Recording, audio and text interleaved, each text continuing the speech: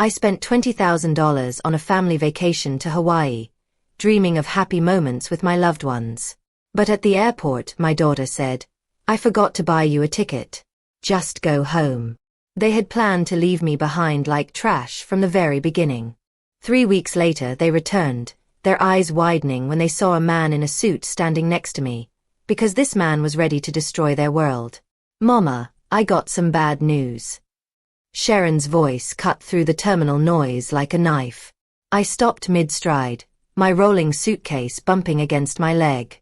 The Hawaiian Airlines check-in counter stretched ahead of us, busy with families hauling oversized luggage and flower leis.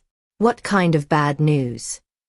I asked, though something in her tone already made my stomach clench. She wouldn't meet my eyes. Instead, she stared at the departure board, hands shoved deep in her jacket pockets. "I forgot to buy your ticket." The words hung in the air like smoke. Around us, travelers rushed past with boarding passes clutched in their hands, their excited chatter about beaches and luau's suddenly feeling like mockery. "You forgot." My voice came out smaller than I intended. "Sharon, we've been planning this vacation for 3 months." I know. She finally looked at me, but only briefly. There was just so much to coordinate, and with work being crazy. "I gave you $20,000. The number felt heavy on my tongue. "For all of us. The whole family." "Right. And we're grateful, Mama." "Really?"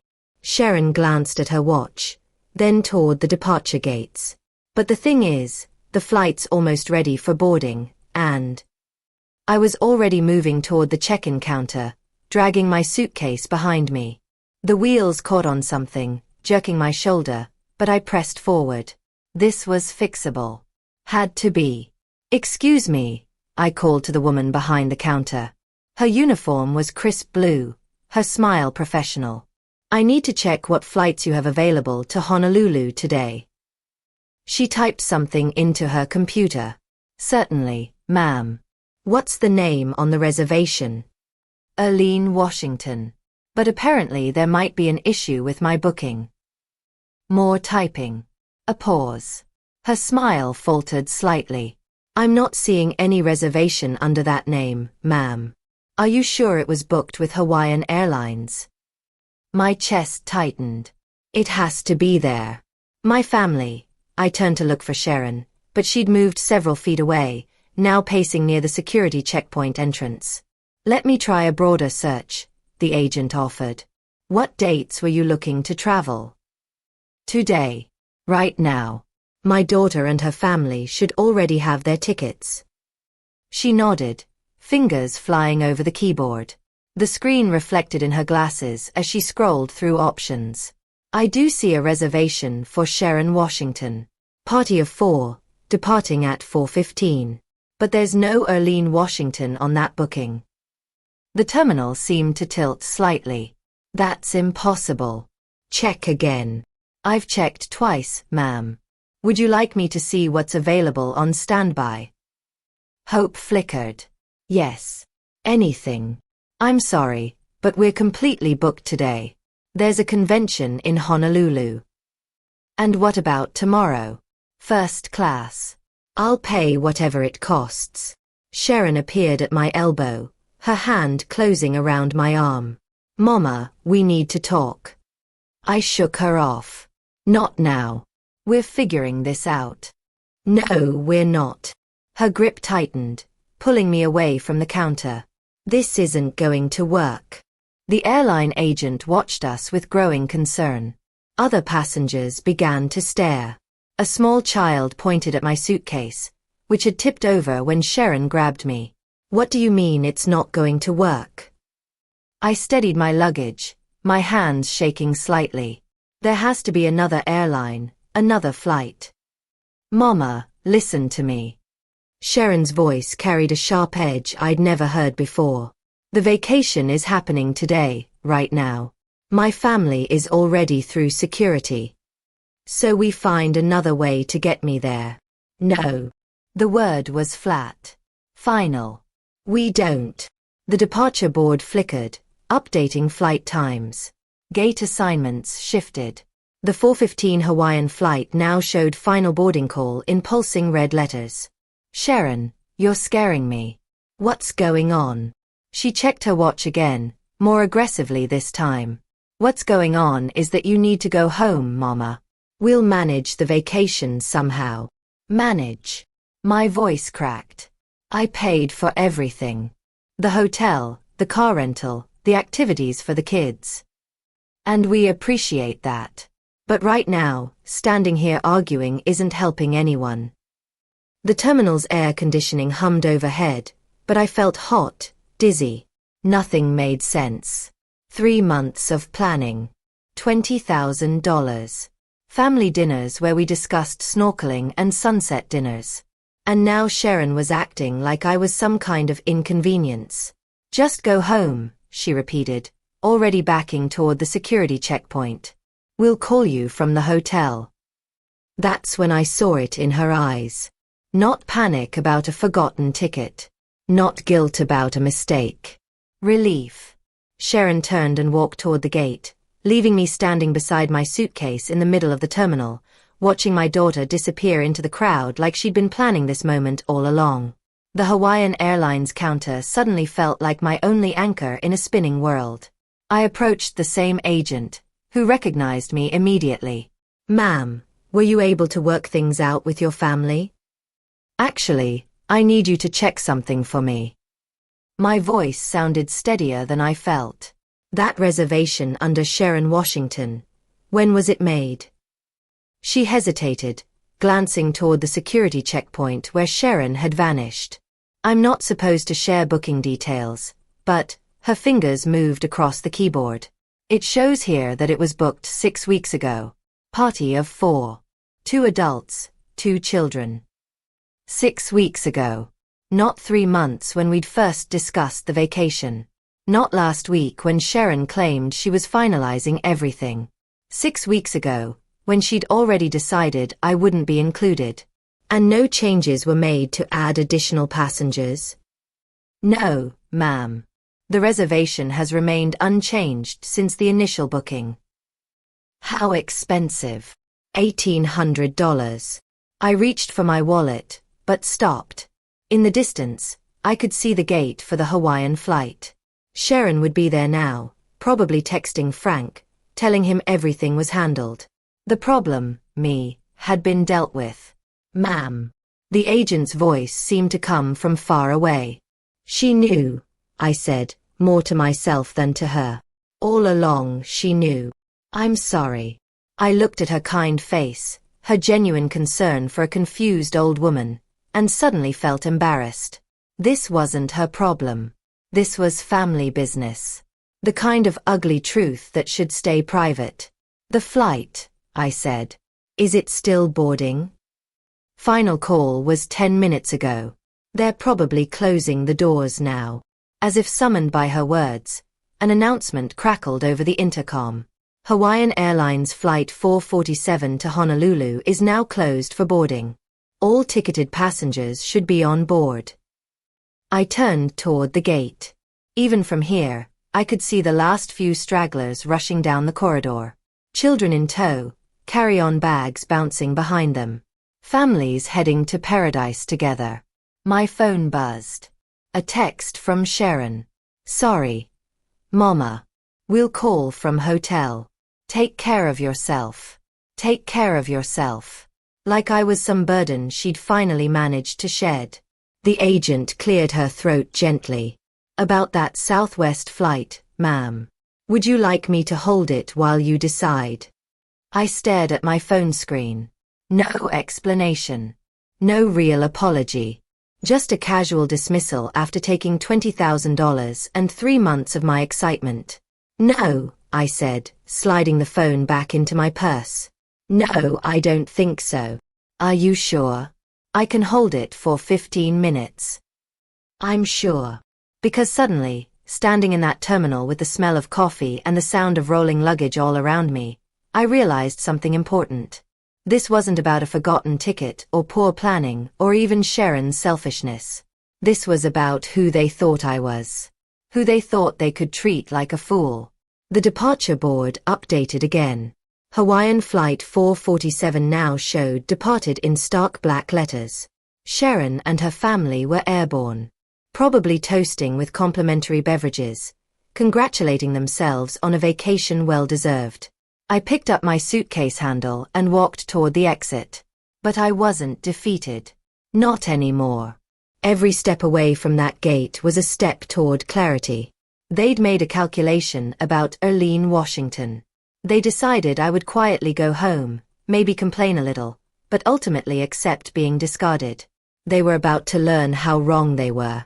The automatic doors slid open, and I stepped into the Chicago afternoon air, already planning my next move. Behind me, the terminal buzzed with travelers heading to their destinations. I was heading to mine too. It just wasn't the one they expected. The taxi line stretched longer than I'd expected, but I welcomed the wait. It gave me time to think, to let the pieces settle into place like sediment in disturbed water. Where to? The driver asked as I loaded my suitcase into the trunk.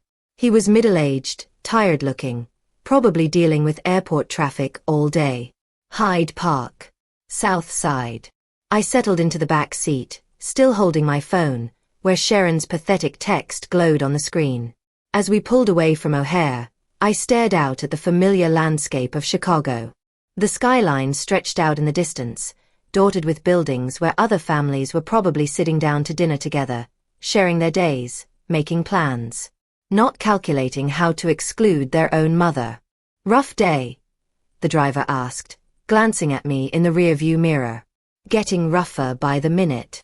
I wasn't usually one for talking to strangers, but something about the anonymity of the taxi made it easier. Ever have your family turn on you? He laughed, but not with humor. Sister, I got ex-wives who've been planning my downfall for years. Family is the ones who know exactly where to stick the knife. The knife. That's exactly what it felt like. Sharp, precise, and aimed at something vital. As we drove through the South Loop, I started replaying conversations from the past few months. March, when I'd first mentioned wanting to do something special for the grandkids. Sharon's immediate enthusiasm. Mama, that's a great idea. Leave everything to me. April, when we'd sat around Frank's dining room table, looking at hotel brochures. Mia practically bouncing in her chair. Joyce saying, "Oh, Arlene, this is so generous of you." Marcus nodding along, quieter than usual, but seemingly supportive. But now, looking back, I could see the signs. The way Sharon had insisted on handling all the bookings herself. Frank's suggestion that I might be more comfortable staying in a different hotel, just in case the kids get too noisy. Joyce's comment about how older folks sometimes prefer different activities. They'd been conditioning me to expect separation all along. You know what the worst part is? I said to the driver's reflection. What's that? They thought I'd just take it. Roll over and play dead. You planning to prove them wrong? I watched Lake Michigan approach, its waters dark against the afternoon sky. I'm 68 years old. I worked 43 years as a school administrator. I raised a daughter who apparently thinks I'm some kind of fool. But I didn't survive this long by letting people walk over me. The driver chuckled. Now you're talking sense. My phone buzzed again. Another text, this time from Frank. So sorry about the mix-up, Mrs. Washington. We'll bring you back something nice from Hawaii. Mix-up. Like it was some clerical error instead of a deliberate betrayal. I thought about the $20,000 I'd transferred to Sharon's account 6 weeks ago. She'd said, easier to book everything from one source. How easily I'd trusted her. How completely I'd been played. But as we exited onto the Dan Ryan Expressway, heading toward my house in Hyde Park, something shifted inside me. The hurt was still there, sharp and fresh. But underneath it was something harder. Something that had been building pressure like water behind a dam. They wanted to treat me like a doddering old woman who could be discarded when convenient. They wanted to take my money and exclude me from my own grandchildren's vacation. Fine. But they were about to discover that this particular old woman still had a few moves left. The taxi pulled into my driveway as the sun began to sink behind the Chicago skyline. The house looked exactly as I'd left it 3 hours ago. Neat, quiet, ready for a week's absence. But I wasn't the same woman who'd locked that front door with excitement and anticipation. "That'll be $42.50, the driver said. I handed him $60. "Keep the change. And thanks for the conversation." "Whatever you're planning," he said with a grin, "I hope they deserve it." As I watched his taillights disappear down the street, I pulled out my phone and scrolled to a number I hadn't called in months. David Coleman. My lawyer. If Sharon wanted to play games with $20,000, we could play games. But first, I had some research to do. The key turned in my front door with the same familiar click as always, but everything felt different now.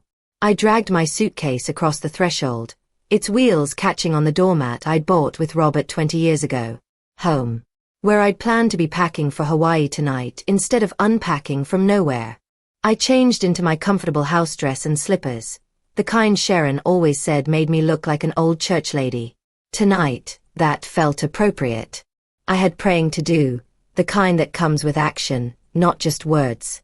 My office sat exactly as I'd left it this morning.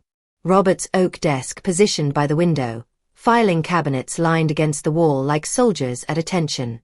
Everything organized, everything in its place. Unlike my family. The vacation folder sat in the second drawer, tab labeled Hawaii 2025, in my careful handwriting. I pulled it out and spread the contents across the desk's leather surface. 23 documents.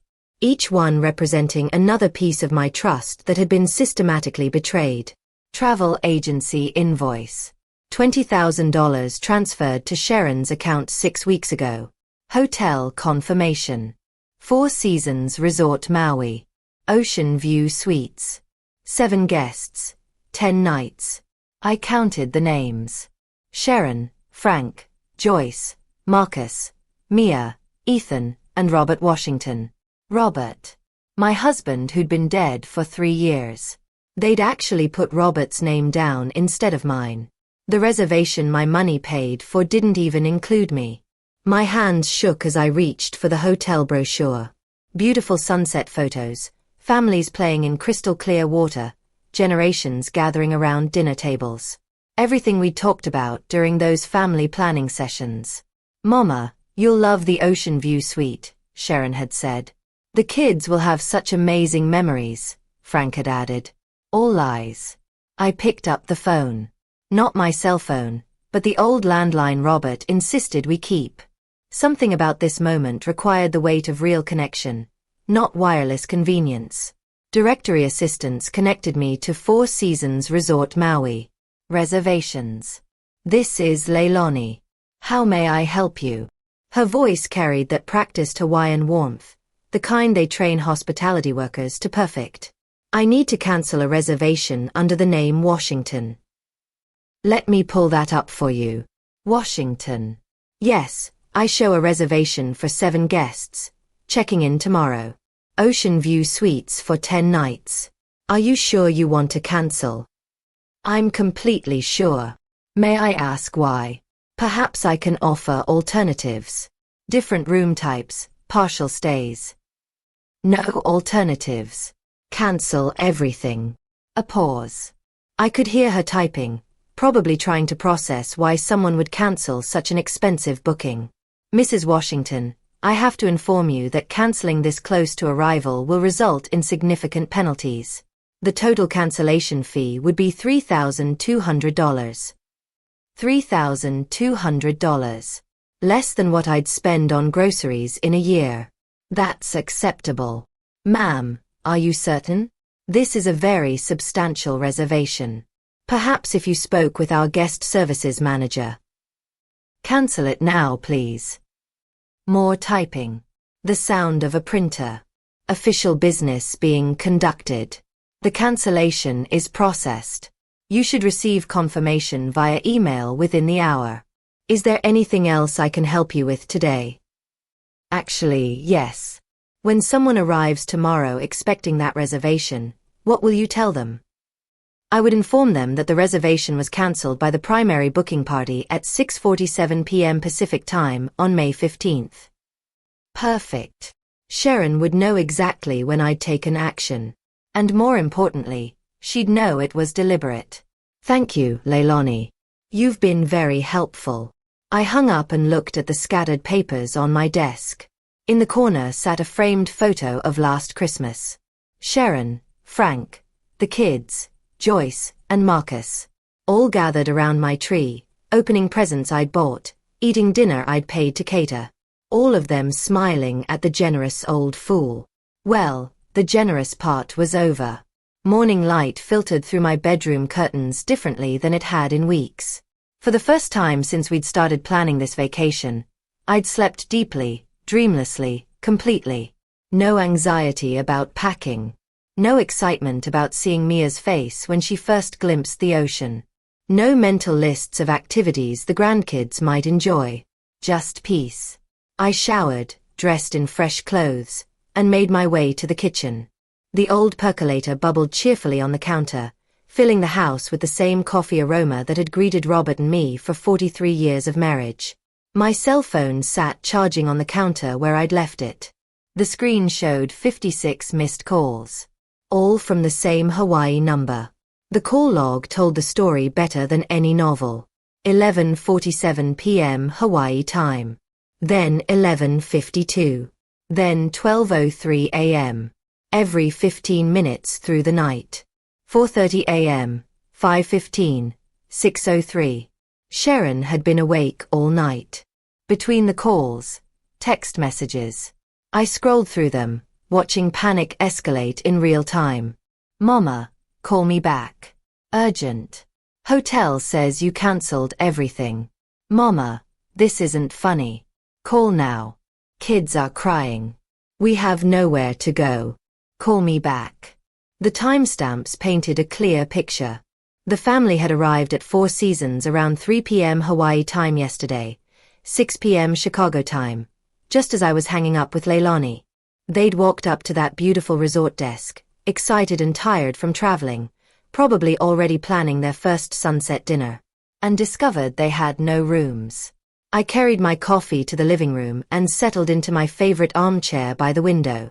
Outside, my neighbor Mrs. Chen was walking her little dog, the same route they took every morning for 12 years. Normal Wednesday routine for everyone else. My phone buzzed with another incoming call. Hawaii number. I let it ring. The voicemail notification appeared moments later. I played it. Mama, I don't know what you think you're accomplishing, but you need to fix this right now. We spent the night in the hotel lobby. Joyce hasn't stopped crying. The kids don't understand what's happening. This is cruel and unnecessary and completely unlike you. Call me back and fix this mess. Cruel and unnecessary. Interesting choice of words from someone who'd left her mother stranded at an airport. The coffee tasted perfect.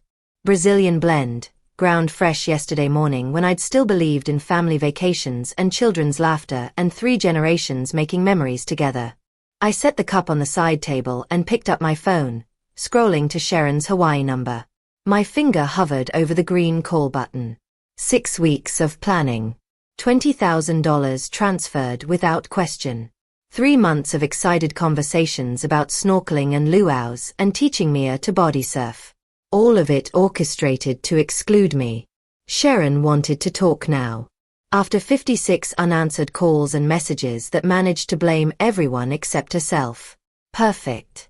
I had things to say too. I pressed the call button. Sharon answered before the first ring finished. Mama, finally. What the hell is going on? The hotel says you cancelled our entire reservation. Her voice came through so loud I had to hold the phone away from my ear. In the background, I could hear other voices. Frank saying something about complete disaster. One of the kids crying. Well, hello, Sharon. How's your vacation going? A pause. The background voices quieted. Mama, don't play games with me. We have nowhere to stay. Do you understand what you've done? I reached for my notepad, the one Robert used to keep by the phone for taking messages. Some conversations needed documentation. Actually, I understand perfectly. Tell me, when you planned to leave me at the airport yesterday, where exactly did you expect me to spend my vacation? Another pause. The crying in the background got louder. Mama, that was completely different. This is about innocent kids. Who were the innocent kids involved when you deliberately excluded me after taking my $20,000? I wrote down the time. 8:03 a.m. Chicago. 5:03 a.m. Hawaii. Sharon's voice carried the exhaustion of someone who'd been awake all night in crisis mode. That's not the same thing. Help me understand the difference, daughter. The difference is we're stuck in a foreign place with no money and kids who don't understand why their vacation got ruined. Interesting.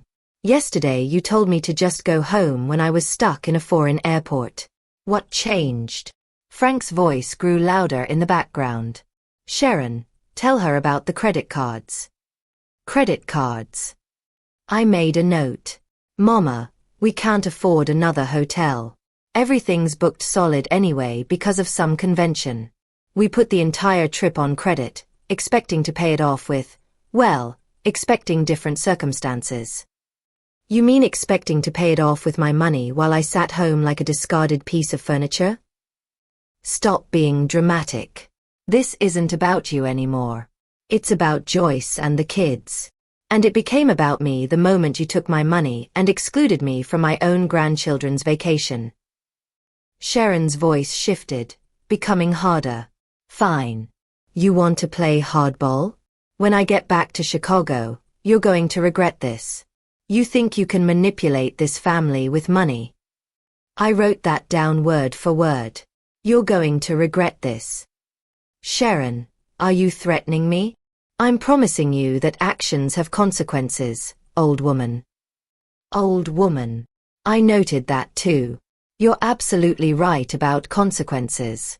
For instance, the consequence of betraying someone's trust is that they stop trusting you. This is ridiculous. You're punishing children because you got your feelings hurt. I'm teaching adults that stealing $20,000 and abandoning family members has repercussions. We didn't steal anything. You gave us that money for a family vacation. Which, by definition, includes family. Silence except for Joyce's voice in the distance. Something about never should have listened, and this is a disaster. Sharon tried a different approach. Mama, look. Maybe we handled things badly yesterday. But right now we need to focus on fixing the situation. Can you call the hotel and... No. What do you mean, no? I mean the word no, Sharon. It's what you should have heard yesterday when you suggested I just go home and miss my own grandchildren's vacation. This is insane. You're acting like some kind of vindictive. I hung up. The living room felt perfectly quiet after Sharon's shouting.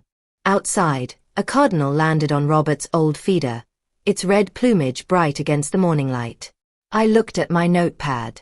Threats, insults, financial admissions. Zero accountability. My phone immediately started ringing again. Hawaii number. I turned it off and finished my coffee, watching the cardinal navigate between seeds with purpose and precision. Some lessons couldn't be taught with words. I stared at my notepad where Sharon's threats glared back at me in black ink. You're going to regret this, old woman.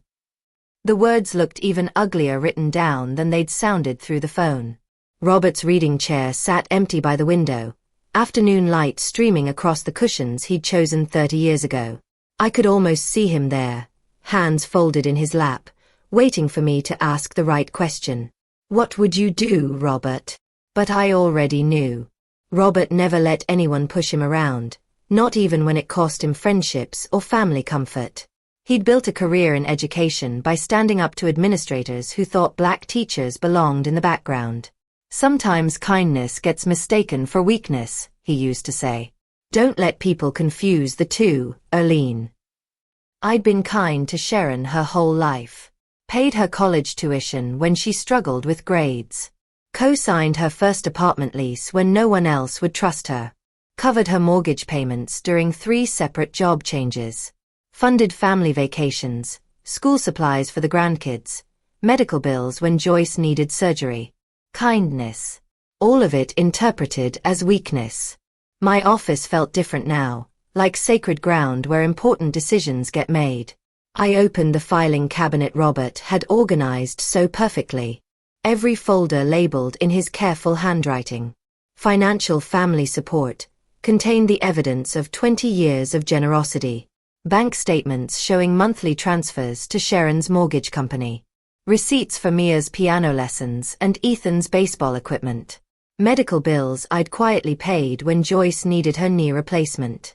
College fund contributions. Birthday gifts.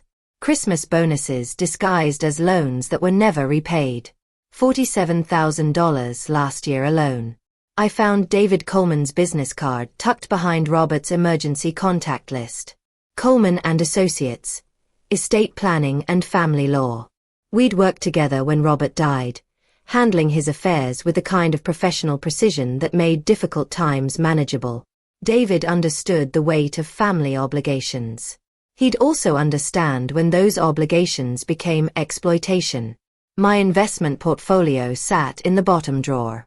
Statements showing the careful accumulation of 43 years in education. Real estate appreciation, retirement accounts, savings bonds, pension benefits from Chicago public schools. Sharon had no idea how much she was about to lose. The afternoon sun slanted lower now, casting long shadows across my desk. Somewhere in Hawaii, my daughter was probably still trying to figure out alternative accommodations. Still convinced this was temporary frustration she could manipulate away with the right combination of guilt and intimidation. She was about to learn the difference between temporary and permanent. I reached for the phone, David's card steady in my other hand. The numbers felt significant as I dialed, like coordinates for a destination I'd been avoiding my whole life. Justice wasn't the same as revenge. Robert taught me that too. Revenge was emotional, messy, ultimately unsatisfying. Justice was clean, proportional, educational. Sharon wanted to play hardball. Perfect. I'd spent 4 decades in Chicago public schools dealing with administrators who thought education degrees made you soft. None of them made that mistake twice. The phone rang once, twice. Coleman and Associates. This is Patricia speaking. David Coleman's office, please. This is Erlene Washington. I need to schedule an urgent consultation about estate planning. The appointment was set for tomorrow afternoon. I slept better that night than I had since this whole mess started. Waking up refreshed and clear-headed for the drive downtown, David's office occupied the 15th floor of a glass tower overlooking the loop. All polished marble and expensive wood paneling, the kind of space that charged by the hour and delivered results worth every penny. Erlene, come in. David stood to greet me, his handshake firm and reassuring. At 55, he carried himself with the confidence of someone who'd spent decades solving other people's complicated problems. I settled into the leather chair across from his mahogany desk and spread out my documentation like evidence in a trial. Bank statements, receipts, threatening text messages, notes from yesterday's phone call. What's the situation? David asked, reaching for a legal pad. My daughter has shown me who she really is. I need legal protection from her greed. The story came out methodically, chronologically. The planned family vacation. Sharon's deliberate exclusion at the airport. The hotel cancellation. 56 desperate phone calls. And finally, those ugly threats when she realized I wouldn't be manipulated. David took notes, occasionally asking clarifying questions that revealed his experience with family disputes. How long has this financial dependency been going on? 20 years. Minimum. I have documentation going back to her first mortgage. And the threats were specific. I slid the notepad across his desk. You're going to regret this, old woman. Actions have consequences. David studied the notes, his expression growing more serious. Aline, this sounds like attempted financial coercion. In Illinois, that's grounds for disinheritance with legal protection against challenges. Meaning if you choose to modify your will, we can structure it to withstand any attempt by Sharon to contest it in court. The relief felt physical, like setting down a weight I'd been carrying without realizing it. I want her completely excluded, I said. Everything I've built goes to organizations that will actually use it for good. David opened his computer and pulled up estate planning templates. Let me walk you through the options. We can establish a new will with charitable beneficiaries, including specific language about why Sharon is excluded. For the next hour, we discussed details. The Chicago Children's Education Foundation would receive the bulk of my estate. Scholarship funds at Chicago State University would get a substantial endowment. Local church programs, community development initiatives, senior services, causes that mattered, run by people who understood stewardship. The documentation you've provided shows a clear pattern of financial exploitation, David said, reviewing my bank statements. Combined with the threatening language, we have solid grounds for disinheritance. How long will this take? I can have documents ready for signature by next week. We'll need witnesses, notarization, and I'd recommend a video recording of the signing to document your mental competency. Whatever it takes. David leaned back in his chair, studying me with the careful attention of someone making sure his client understood the implications. Aline, this is permanent. Once executed, this will fundamentally change your family relationships. They changed first, I said. I'm just making it official. And you're certain about this? No second thoughts about the grandchildren. I thought about Mia and Ethan. Their innocent faces during family dinners I'd funded. Birthday parties I'd made possible. The children will be better served by scholarship programs than by inheriting money their mother would control. David nodded, apparently satisfied with my reasoning. Then let's proceed. I'll draft comprehensive documents excluding Sharon entirely while protecting your wishes from legal challenge. We shook hands as the meeting concluded, his grip conveying both professional competence and personal understanding. I'll call when everything's ready for signature. Walking back through the marble lobby, I felt lighter than I had in years. The law was on my side. Justice would be served. And Sharon would finally learn that actions really do have consequences. The elevator descended 15 floors while I processed what had just happened in David's office. Legal protection was coming. Real, permanent consequences for Sharon's betrayal and threats. That week passed peacefully, filled with the kind of routine I'd neglected during months of vacation planning. Morning walks around Hyde Park. Afternoon reading in Robert's chair. Evening meals prepared without rushing to accommodate family phone calls or visits. No more checking my phone constantly for updates from Sharon about travel arrangements. No more wondering if Joyce would like the restaurant reservations I'd made or whether Marcus needed different activities for his bad knees. Just quiet, ordered days while David prepared the legal documents that would change everything. Friday afternoon, my phone rang. David's office. Aline, the documents are ready. Can you come in Monday for the signing? Absolutely. Just to confirm, you're still committed to these changes? More than ever. Monday morning found me back in David's downtown office, but this time the conference room held additional people. His secretary, Mrs. Patterson, and a paralegal named Michael sat at the polished table with notary stamps and official forms arranged like surgical instruments. This is a formal will execution, David explained, settling into his chair. Everything needs to be witnessed and notarized to prevent future challenges. The new will lay open before me. 23 pages of legal language that translated my anger into permanent consequences. Page after page detailed the exclusion of Sharon Washington from any inheritance. The establishment of charitable trusts. The designation of David as executor with full authority to distribute assets according to my wishes. Let me read the key provisions aloud, David said, his voice carrying the gravity of legal ceremony. The testator, Erlene Washington, being of sound mind and clear judgment, hereby excludes her daughter, Sharon Washington, from all inheritance due to demonstrated financial exploitation and threatening behavior toward the testator. The words felt powerful. Final. Furthermore, the testator designates the following charitable organizations as primary beneficiaries. David continued through the list we'd carefully constructed. The Chicago Children's Education Foundation would receive $400,000. Chicago State University's Education Scholarship Fund would get $300,000. Church programs, community development, senior services, worthy causes run by grateful people instead of entitled family members. Mrs. Patterson adjusted her glasses.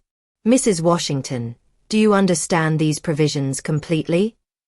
Yes. And you're executing this will freely, without coercion? Completely freely. Michael activated a video camera positioned on a tripod. For the record, please state your name and today's date. Erlene Washington. May 25, 2025. And you're executing this will of your own free choice? I am. My signature felt steady on the official documents. Each letter deliberate and final. Mrs. Patterson and Michael signed as witnesses, their presence ensuring no future court could question the validity of my decisions.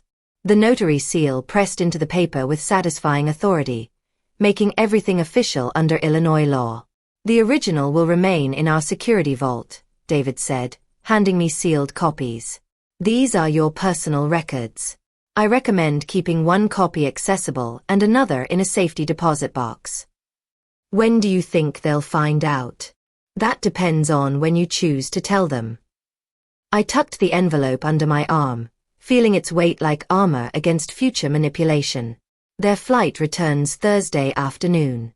They'll probably want to have some kind of family meeting about what happened. David nodded knowingly. Family meetings after crisis tend to reveal everyone's true priorities. Outside his office building, Chicago bustled with its usual energy.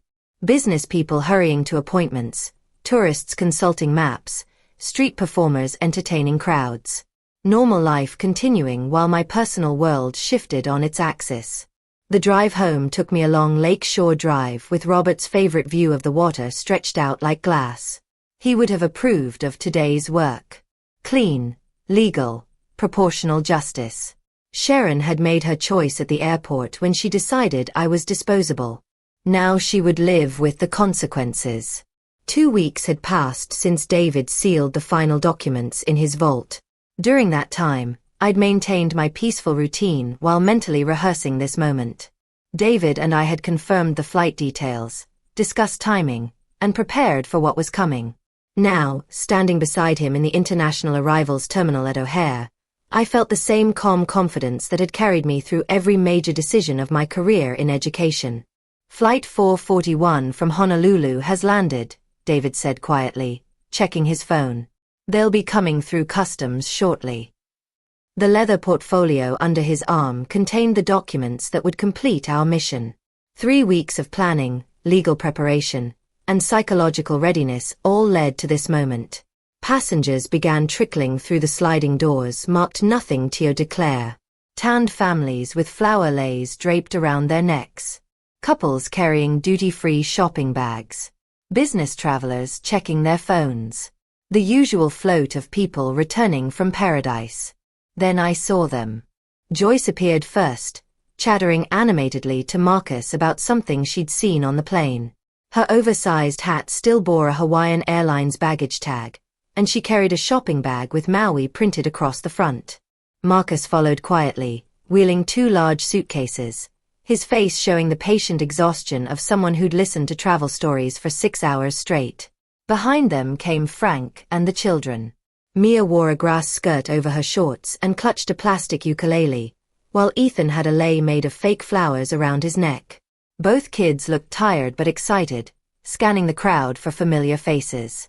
Sharon emerged last, checking her phone with the distracted air of someone trying to reconnect with mainland life. Her sundress hung loose over sandals, and she moved with the relaxed swagger of someone who thought her problems were behind her. Then Mia spotted me. Grandma.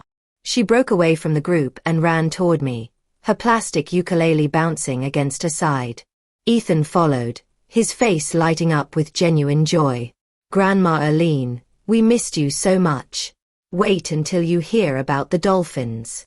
I knelt down to hug them both, feeling their small arms wrap around my neck with the uncomplicated love that only grandchildren can offer.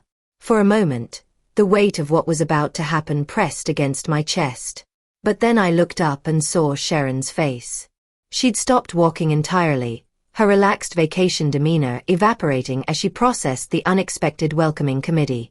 Her eyes moved from me to David, taking in my lawyer's professional attire and the portfolio tucked under his arm.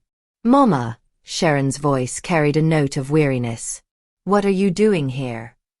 Welcoming you home, I said, standing up and gently positioning the children beside me.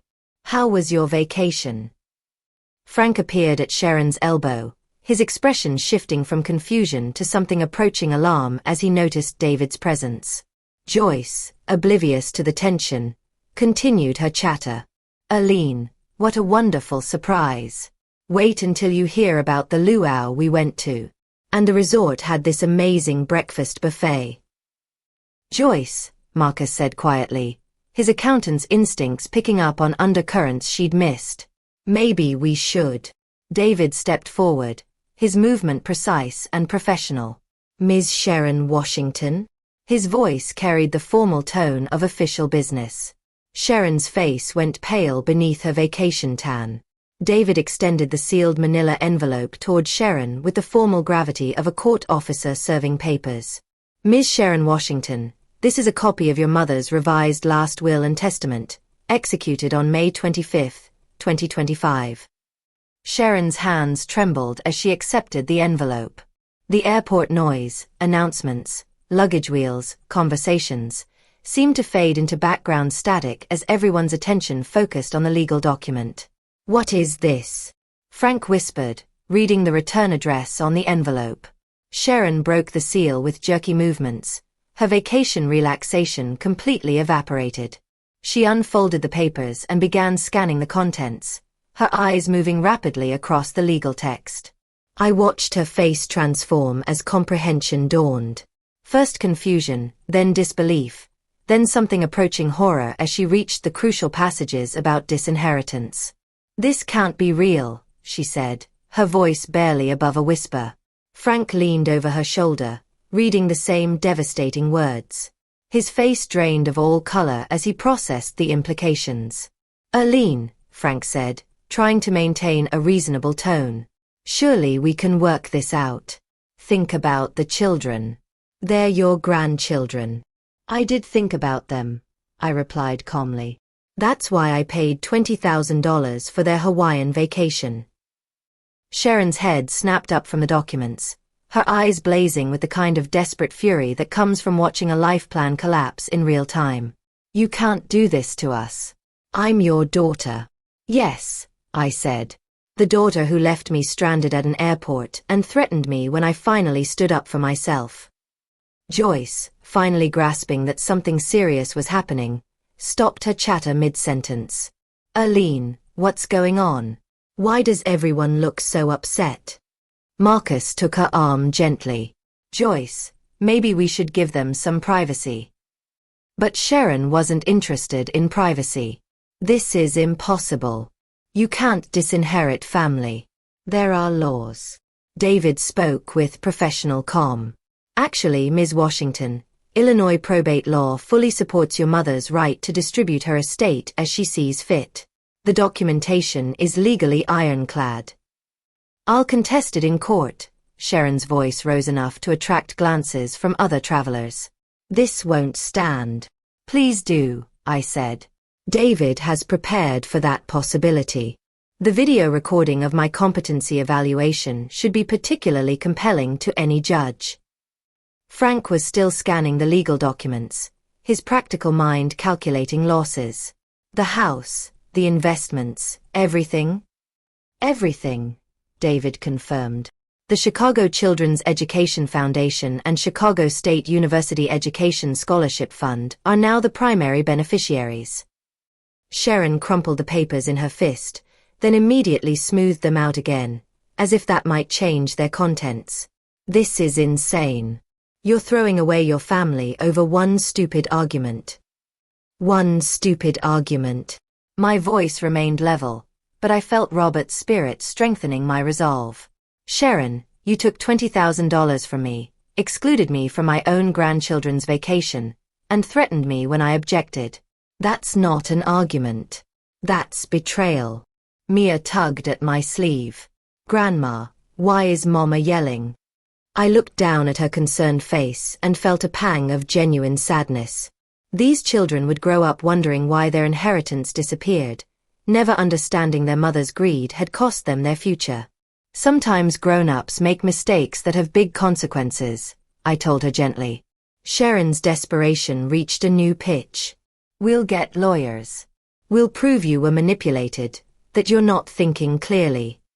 David opened his own portfolio and handed Sharon a business card. I'd be happy to provide documentation of your mother's complete mental competency to any attorney you hire. Fair warning, frivolous litigation can be expensive.